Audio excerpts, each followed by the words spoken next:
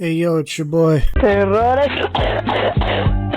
So I was planning on making a video like this sooner, but I figured I would wait until the beginning of a season or the mid-season patch.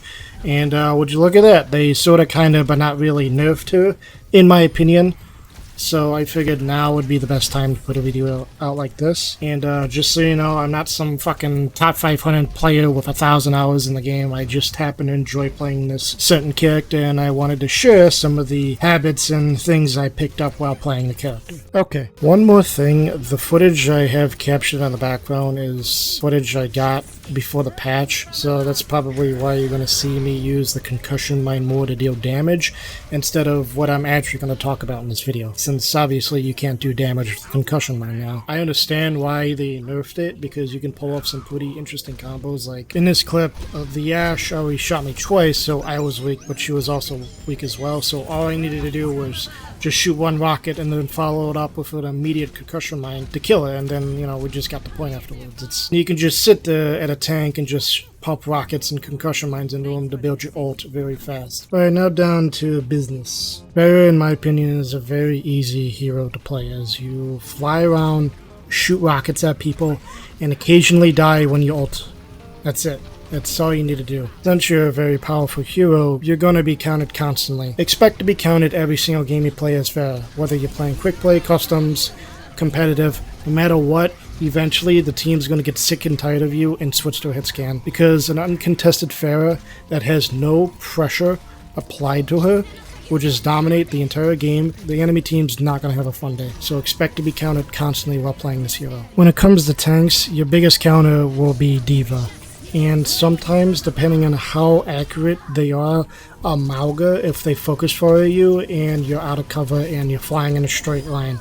Otherwise, you only really have to worry about a D.Va. On the DPS side of things, your biggest counters are going to be Soldier, Cassidy, Ashe, and then Echo. When it comes to Widowmakers, it honestly depends on the player. In my experience, I had very little issues dealing with them. Most of the time, they're isolated from the team and scoped in, so they're very easy to sneak up on and dive. I'm not saying that they're not a threat to you. They are. They're a big threat to you. You're an easy target if you're just flying in the air. But if the enemy has a Widowmaker on the team, just stay low to the ground, hop from cover to cover, sneak up on her, and get as close as you can to the Widowmaker and just two-shot her with rockets. You'll eliminate that threat immediately, and despite being very easy to kill, they are still a big threat to you. So if the enemy team does have a Widowmaker, it's best to take him out as soon as possible. Doing that will leave you room to take out the other DPS, or start diving the back lane, or put pressure on the tank. Last one up for DPS is Bastion. Bastion is only really threatening in his turret form, so all you need to do is just wait it out, and that's it. His recon mode, the fire rate is pretty slow, so it's not as much as a threat to you. He's also a very big target, which makes it easy to land shots on him. On support, your threats are going to be Anna and Baptiste. Anna in particular is the easier of the two, since she's going to be scoped in most of the time, either damaging or healing her teammates. The only thing you need to worry about her is her sleep darts. Now, with Baptiste is a pretty big threat to you, since his burst fire mode on his gun is pretty accurate, and he also has his burst heal as well as his immortality field. But with his immortality field, all you need to do is just boop him out of it with your concussion mine, and that's it. One more thing before I move on to the type of playstyle you should be looking for while playing this hero, is that if you encounter another Pharah, don't even worry about the other Pharah. Most of the time, unless you're like really sure you're going to hit your shots, just ignore the enemy Pharah, especially if she has a pocketed Mercy. Worry about the other DPS, the other supports, the other tank. Once those guys are taken care of, then you and the rest of your team can start focusing the Pharah or the Pharah Mercy. And when it comes to dealing with the Pharah Mercy, always focus the Mercy first, then the Pharah. You're not going to kill the Pharah, because the Mercy is just going to continue healing and then damage boosting her. Now on to the point of this video. How should you play Pharah? Prior to the Season 9 changes to her, you are highly incentivized to stay up in the air as long as possible and away from your team. Problem is that you are away from your supports, and you are also a very easy target for enemy hit scans. The only way to counteract this is to have a Mercy pocket almost 100% of the time. Play Pharah, it almost was necessary to have a Mercy with you. Problem with that is it left your team with only one support the entire match. So unless you are very good with Pharah, And the Mercy was also very good at multitasking. The rest of your team wasn't going to have a good match if you were not pulling your own weight. But now with the Season 9 changes, the global health changes, and the health regeneration that everyone has now, and I'm not saying that you don't need a Mercy, having a Mercy definitely will help a lot than not having a Mercy. It all depends on how good you are playing the character and how good the Mercy is, as well as how good the other support is with taking care of the rest of the team. At the end of the day, it's a lot easier to get value out of playing Pharah without the need of a Mercy. The amount of times I've spent playing this character, I've actually picked up some habits that have been very beneficial to me to getting a lot of value out of the character. And it's not just Pharah. You can use this mentality on any hero you play in this game, or even in any other game. But I just happen to learn it and pick it up and, use this habit a lot while playing this certain hero. It's actually 2 habits that I've picked up while playing this hero, and the first one is target priority. Let me give an example. Say an enemy team consists of a Reinhardt, a Soldier, Junkrat, Kiriko, and an Ana. The 2 that stand out to me that are an immediate threat is Soldier and Ana. I would take out the Soldier first and then focus the Ana.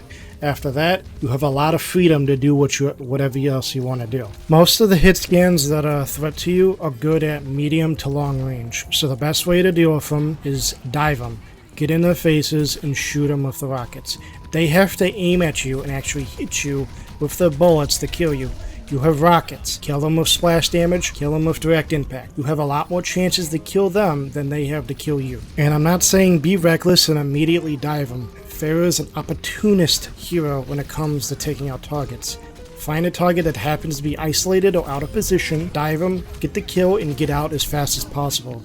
You can use your concussion mine to either engage or disengage your target that you're looking for. And when you're diving targets, it's best to get as close as you can to them before opening fire. You need that element of surprise to get that consistent 2 to 3 tap depending on how much health they have. If you give them time to start shooting you, start moving around, start repositioning. If you're diving in Ana and you shoot a rocket, before you get in her face, she'll have ample time to look to getting a sleep dot as well as warn her teammates that you're on top of her now. In my opinion, the best thing about Pharah is her movement and her ability to get to places very quickly by either jet dashing or using her concussion mine to engage or disengage with targets. Instead of using it to displace enemies, which you can if you find an opportunity to displace enemies, like knocking them off high ground, knocking them off the map, knocking them out of immortality fields, healing pylons, etc. But I would recommend saving it as an engagement tool or disengagement tool. Trust me, it will save your life a lot. To me, I'm not going to say too much about an ultimate. It isn't really the best in my opinion. Yes, it does a lot of damage, but you're stationary and very easily able to kill you while you're using it. So use it in the middle of a team fight